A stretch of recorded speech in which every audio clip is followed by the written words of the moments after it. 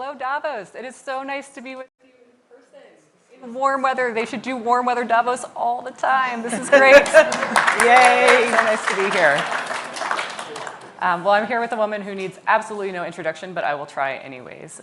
Susan Wojcicki was employee number 16 at Google. She now runs YouTube, and if YouTube were its own standalone company, it would be number 121 on the Fortune 500 list. She would be one of only 45 women to be on that list. She's one of the most powerful people in the world and in the world of business. She previously ran advertising for Google, and the company was actually created in her garage. She was trying to get some money for rent, and she rented it out to two guys who were building something, and Google. So thank you for that. So Susan, on a little bit of a serious note, things are feeling a little bit dreary in Davos. I mean, it is rainy, yes, but also economically, things aren't looking so great. We just ran a survey of the Fortune 500 CEOs, and 75% feel a recession is coming in the next year or two. So when you're looking at that and you're running a big company like YouTube, how are you thinking about the rest of the year? How are you planning for a potential downturn? Sure. Well, first of all, it's great to be here, and I agree. I like the nice weather. But if we look at the economy and we look at the situation, there definitely are a lot of concerning macro trends. I mean, the war, inflation in the U.S. But I'd say with regard to YouTube's business and Google's business, we've always tried to take a long-term point of view. And we see tremendous growth across the board. Technology continues to be an area of growth. We continue to see a lot of users moving to digital, on-demand type of content. And so when you go through a downturn, I think it's important to keep that long-term view. There may be areas that there may be areas where we may decide to delay starting a certain project, but in general, we're still saying like, this is an important business, we're gonna grow, we're gonna continue to invest here. What I have found that's really interesting is during downturns is that we actually get better at what we do. And when your numbers are going up all the time, it's really easy to just be like, okay, you know, things are good. When they're going down, or they're not going as fast as you expect, suddenly you are really digging into the details. And so having been through a couple recessions at Google, that has been my experience. But I'd say in general, we're building for the long term, and that's what we'll focus on. Got it. So no hiring freeze, continuing a little bit cautiously, but as planned. And that comes from, what, 3 recessions you've watched at Google and YouTube? Well, hopefully we won't have a third. Exactly. I have been through 2 so far, and it's challenging. I mean, there's no doubt about it, but I think you do come out of it stronger as a result. So one of the reasons that there is this dreariness is there's a war going on. And the war has definitely impacted all businesses, global businesses, and it's certainly impacted Google and YouTube. Mm-hmm. A lot of social media companies have actually been banned. Mm-hmm. YouTube has not. It's still mm-hmm. up and running. You're not monetizing there anymore. But how do you view YouTube's role in times of war? Mm-hmm. So YouTube definitely is still serving in Russia, like you mentioned, and it has been, as soon as the war broke out, we realized this was an incredibly important time for us to get it right with regard to our responsibility. And we made a number of really, really tough decisions. One of them involved how we handled Russian state-sponsored media. We had lots of requests from various governments, but looking at our policy framework, we also decided to suspend that media globally. We also extended our policies with regard to how we handle verified violent events. So an event that denies something like the Holocaust would be against the YouTube policies. And what we saw is if there was denial or trivialization associated with the conflict, with the war in Ukraine, that would also become a violation. So the first and most important thing for us was to really focus on the responsibility, figure out how we could be good players in making sure that users can get authoritative and the right information. And what we're really seeing in this conflict is that information does play a key role, that information can be weaponized. And that's why we wanted to focus so much on making sure that we both have the right policies and the enforcement associated with that. The reason we are still serving in Russia, and we believe that that is important, is that we're able to deliver independent news into Russia. And so the average citizen in Russia can access for free the same information that you can access here from Davos, which we believe is really important to be able to help citizens know what's going on and have perspectives from the outside world.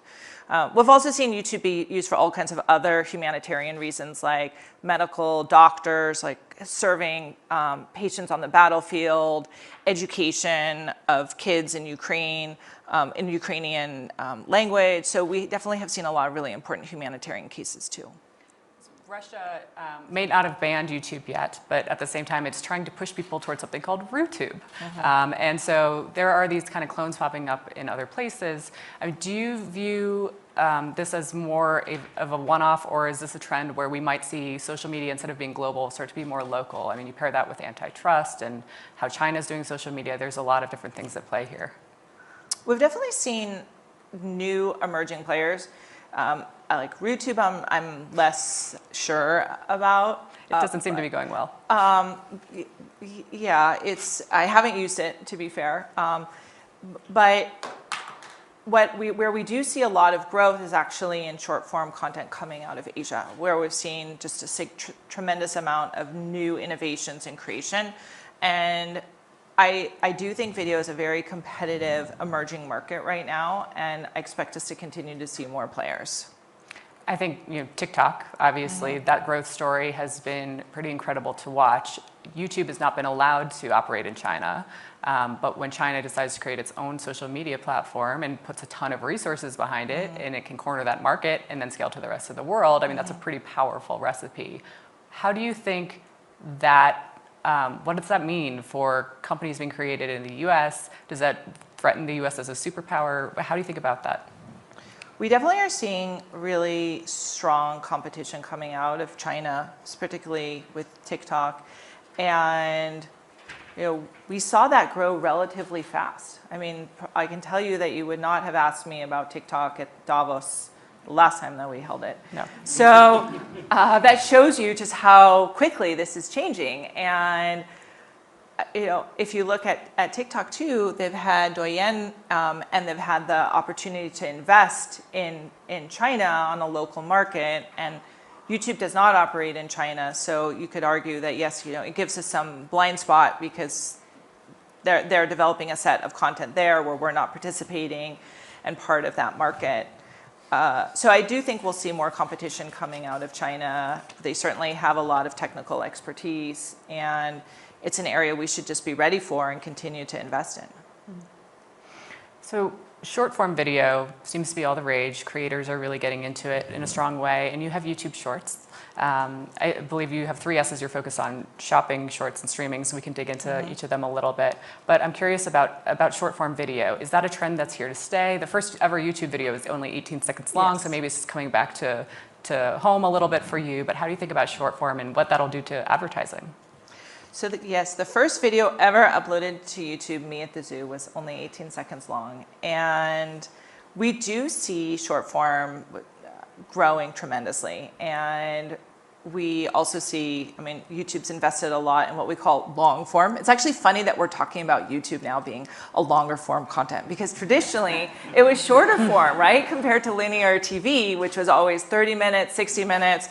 And so when we say long form, we're often talking about like 5 minutes. And that's just compared to TikTok that is often under a minute.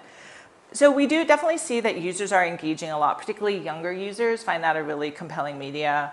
We are investing a huge amount into it. We want to make sure that users can see that on YouTube, but we also think that creators really like it, and it is attracting a new set of creators. And if you think about it, it's easier because you have just your phone, you don't have to create as much content. We can actually explore short form content a lot faster, meaning we can recommend a lot of new content to you because it's, in a sense, a lower risk for us. Like if we wanted to show you a new video, it's 5 minutes long and you don't like it, that would be a problem. Whereas we can just show you lots and lots of short form content, and you can explore that and discover new creators. So it is an area that we're investing a lot in. I expect to see a lot of competition there, and it certainly is probably the fastest part of the market right now. And another part of the creator economy that you're growing there is shopping. What are YouTube's shopping ambitions? Are you going to go head-to-head with Amazon someday? Are we getting into that direction? Where is it heading? So we see that people go to YouTube and they research a lot of products. Like we've run surveys, like there was a Talk Shop survey that said over 85% of people go and research products on YouTube. They make a faster decision as a result of the products that they see on YouTube. And YouTube also has a lot of how-to where people are discovering new products or how to use. They want to do an art project, they want to do a makeup tutorial, they want to fix their car. And so there is an opportunity to figure out, okay, well, like what are the goods that I need? How do I buy them to do this project that I'm seeing on YouTube? And so what we've really wanted to do is just connect the ability to see them in the video to how to buy them.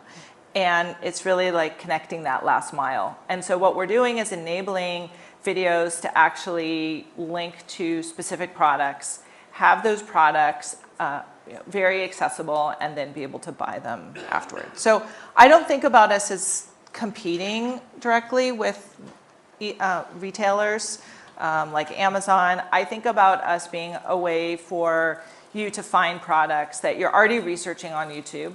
And potentially, like, also find and discover more goods, right? YouTube is a sight, sound, and motion. It's an opportunity to explore, see, feel, touch. And so we're hopeful that more users and brands will work with us to make it easy to purchase. And the third S was streaming. Yeah. So talk about the fight to get into the living room and how that's going. There's a lot of competition. It seems like Apple can definitely win that space pretty easily if it wants to, and I think it wants to. So how's it going? Yeah, well, living room is a big space for us. We have in the US, for example, we have over 135 million people who are streaming into the living room. So we think we're the largest media player in the living room. And we think there's a lot more that we can do there. And if you think about it, it's because the content's on demand. It's nice to be in the living room to be able to see that. We're also working to be able to have your phone be a way of actually managing or potentially engaging with the videos that you see. And so we do see this as being a very successful way for our users to engage and to watch more content. Okay. Well, we'll see how that continues. Yeah. You know, I can't not ask you about misinformation. It Sure. is a problem that plagues every social media platform, but it definitely plagues YouTube. And I know you've done a lot to put policies in place, tweak algorithms, to recommend the right things. But I have to wonder, in January, a global coalition of fact-checking organizations found YouTube to be a major conduit of fake news, despite all that you've put in place. So is this just a flaw in social media platforms that cannot be rectified? I mean, can we ever actually solve this, or is it just a problem that cannot be solved in the current way of platforms being operated? We're definitely investing a huge amount to make sure that we're fighting misinformation, and there are a number of different ways that we look at this. So the first would be, from a policy standpoint, we would look at content that we would think about in terms of being violative of our policies. So if you look at COVID, for example, we came up with 10 different policies that we said would be violative. Like an example of that would be saying that COVID came from something other than a virus. And we did see people attacking 5G equipment, for example, because they thought that it was causing COVID. And so that would just be an example of a policy that we would remove. So we do remove content based on those policies. We actually publish that in a transparency report. The second one would be really raising up authoritative information. So if you are dealing with a sensitive subject like news, health, science, we are going to make sure that what we're recommending is coming from a trusted, well-known publisher that can be reliable. And if you think about how Google works, it's very similar. Like if you type in cancer or you type in COVID, what you're going to get are going to be names that you recognize. They're not going to be someone that just published a web page yesterday. So it's very similar with regard to how we handle that on YouTube. The third is making sure that if there's content that's borderline content that technically meets our policy but is lower quality, that's content that we basically will not recommend to our users. Our users could still access it, but they will not recommend it. And then lastly, we're just really careful about what we monetize. So we always want to make sure that there's no incentive. So for example, with regard to climate change, we don't monetize any kind of climate change material. So there's no incentive for you to keep publishing that material that is propagating something that is generally understood as not accurate information. So I mean, misinformation is not new to the internet. It's been around since before, for all time. But we definitely see that there is a role for, and there is a risk, and that's why we have put a lot of effort. This report that you cited, I haven't seen that report, but there certainly are many other reports that give us a good grade there. And I think if you look at the work that we have done across the board, it really shows a very significant improvement. We came out with a set of data that we thought was really useful, which is how much content that is violative are we not catching with our enforcement. And that is about 10 to 12 videos per 100,000 views. And if you look at the chart in terms of how that's changed over time, that number has come down significantly, and our plan is to continue to work on it and make sure that we continue to reduce that. So it sounds like bury, to the extent that you can, things that are not credible sources and don't recommend, but also still sounds like a work in progress. Do you think it always will be a work in progress? I think there'll always be work that we have to do because there will always be incentives for people to be creating misinformation. And the challenge will be to keep staying ahead of that and make sure that we are understanding what they are and the different ways that people may use to try to trick our systems and make sure that our systems are staying ahead of what's necessary to make sure that we are managing that.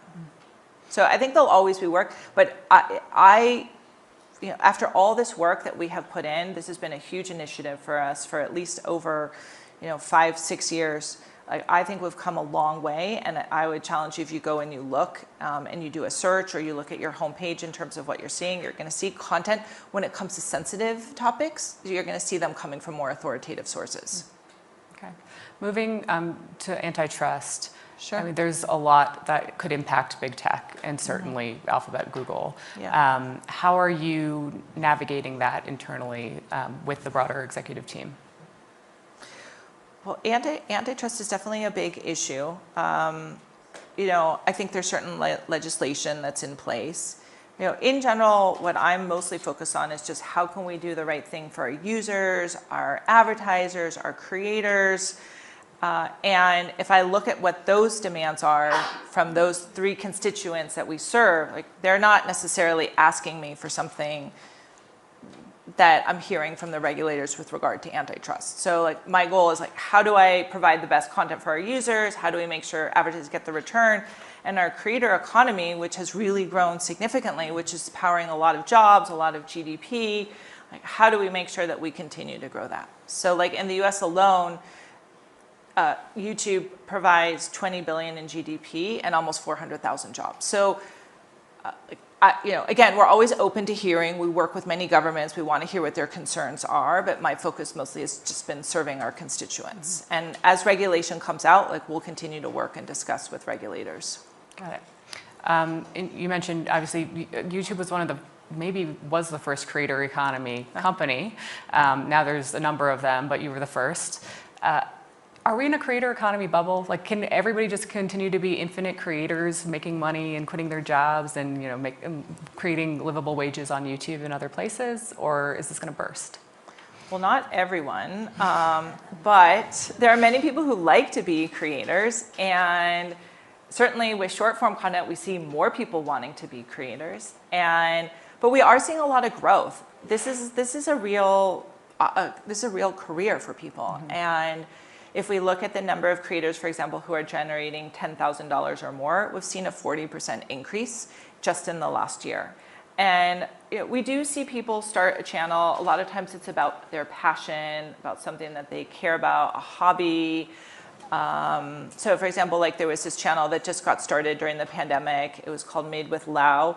It was a family that had a Chinese restaurant, and they went out of business during the pandemic, like a lot of restaurants, because they didn't have customers, and they started a channel. It's a father and son. They now have over 750,000 creators. It actually has really amazing food that you see at all the Chinese restaurants, like how to actually cook it. So I do believe this is a real opportunity, and creators are media companies. They have a brand, they have a global audience, they produce content, they hire people to do products, editing, all the rest. So I think that we're going to continue to see more creators, and what we see is that creators have actually expanded, that other platforms have now embraced that, and other platforms are now trying to get creators to come on their platform. And we also see advertisers. A lot of advertisers are now engaging with creators to try to figure out how can they have them work with their product and continue to promote their own products. It definitely seems like the hot job. I mean, we did a Gen Z survey when I was at Business Insider, and the #1 job of Gen Z was they all wanted to be creators. They wanted to be YouTube influencers and stars, which is kind of terrifying. I mean, you're a mom of 5. If one of your kids was like, "Hey, mom, can I be a YouTube creator?" I mean, is that good for the world? Is that what you want for your kid?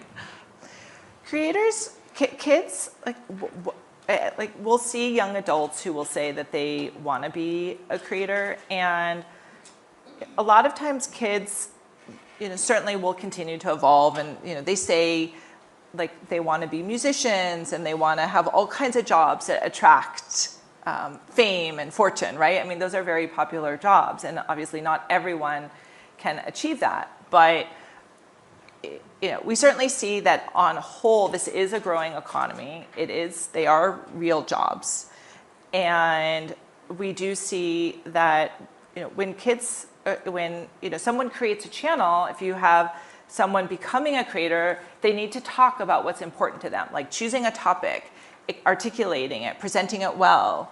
And we also want to make sure that people can do that in a private way, not just like sometimes people don't always want to share that with the world, but they may want to just do it for their family or a way of sharing that privately, which is, I think, is a really important option as well. Yeah, but you do limit screen time and things, or you did when they were growing up? I do limit screen time for younger kids. Yes. I mean, look, I grew up without the internet. I grew up without technology, and I think it's really important for there to always be balance. And there's a lot of benefits of technology. There's a lot of information you can look up. There's a lot of ways you can have access that you never had beforehand. But like anything, too much of anything is not a good thing, and you want to have balance. So that's what I personally have recommended. But I realize that parenting is very personal. Everyone has their own perspective. And so I can only really speak for myself. Yeah, fair enough. Well, it's a really hard time to be a leader, so I want to ask you some leadership questions that probably a lot of people are grappling with. First and foremost, it's more than ever, there's a lot of pressure to weigh in on societal issues for CEOs. You can't just sit on the sidelines and have your employee base be okay with it, or even your customer base be okay with it. You kind of have to take a side and have an opinion. In the States, one of the big things happening right now is Roe v. Wade, which is the woman's right to an abortion. A lot of executives have not spoken out about this. It's complicated. If they do, it could be illegal at some points. But Susan, I do have to ask you, you are one of the most powerful women in the world, and you're an incredibly powerful executive. So what is your stance on Roe v. Wade? My stance is that women should have a choice when they become a mother. I believe that's really important. I believe that reproductive rights are human rights. And to take away a law and a right that we've had for almost 50 years will be a big setback for women. But that's my personal view. Running a company that that really focuses on free speech, we want to make sure that we're enabling a broad set of opinions, that everyone has a right to express their point of view, provided they meet our community guidelines. So this is going to be complicated legislation, as you said, like people will want us to speak out on it. It's also draft right now. And so there's not definitive language. Like once we saw it, we started to look and try to anticipate what kind of changes that would have for our business. For example, employees like what kind of benefits would we want to offer to employees who could be in states where abortion is no longer allowed, or what implications could that have for our advertising business, maybe content, misinformation. There could be ways that could be spun. For example, people saying, oh, abortion is not allowed in this state when it really is. So this has led us to realize that there's going to be a lot of work for us to understand what this legislation is and what are the right ways for us to comply with it. And how are you talking to your employees about it? Are they demanding answers from leadership? Are they, how is it going talking to employees about sensitive situations like this? Well, employees always ask us lots of questions. And just so you all know, we actually do company all hands I do a company all hands every Friday where anyone in the company can ask me anything. And so, as you can imagine, I get a lot of questions about everything involving our business and things that don't even involve our business. Like this is not, this is a decision that is, of course, completely out of our hands. I mean, our goal generally is to speak up on the issues that we see really matter to our employees and that really matter to our user base. And this is an issue that is going to have dramatic implications, because it's early and it's draft.